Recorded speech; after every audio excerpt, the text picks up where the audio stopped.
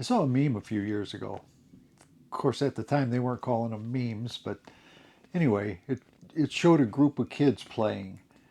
And I don't remember the exact words, but it went something like this. One day you'll say goodbye without knowing it was the last time you'd ever get together. And that really stuck with me. It struck a chord with me. It's kind of a sad thought, really, but thinking about it, that particular theme follows us through our life.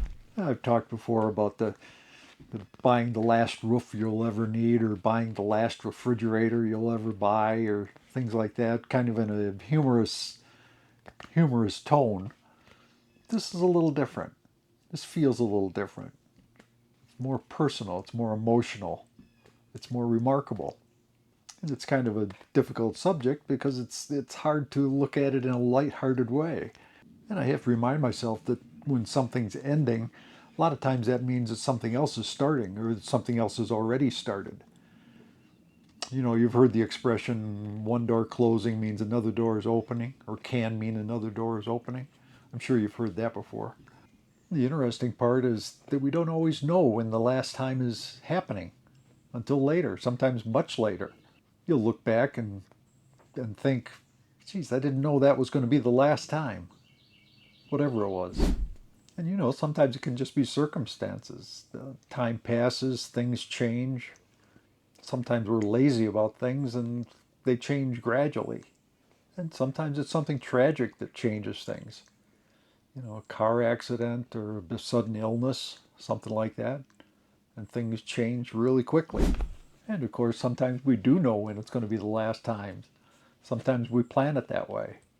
Oh, one last ride, one last trip to wherever. We plan on something being the last time because we know we won't be doing it again for whatever reason. And sometimes we plan something hoping that it won't be the last time, but understanding that it might be.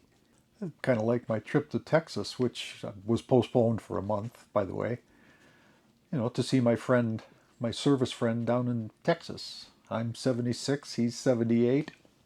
It could be the last time. I hope it isn't, but it could be. You know, I'm looking forward to the hello. I'm not looking forward to the goodbye when it's over. When we started planning this trip, he suggested that he ride his motorcycle on my last day of the trip. On my last day down there, he suggested that he ride up and meet me and we ride in together. And I told him that he shouldn't feel like he had to do that or needed to do that. And he made the comment that it might be our last time riding together. And Kathy's in Wisconsin right now, visiting friends and relatives. She has a very good friend, a best friend, really, that was recently diagnosed with cancer. She has a sister that's in her third year with Parkinson's disease. It's a painful visit in some ways, but better now while it's still possible. Some things shouldn't be put off. And then again, there are those times when you thought it would be the last time and it turns out it wasn't. You get another shot. Those can be pretty nice, like bonus donuts. Everything comes to an end. There'll be a last time for everything. Some of them we'll know and some of them we won't. I try to be grateful for the things I've had and the things I've done, because not everybody is as fortunate as I've been. We have to remind ourselves to make the most of every day. One day it will be the last. So remember, the last impression you make may be just as important as the first one. Peace and joy until next time.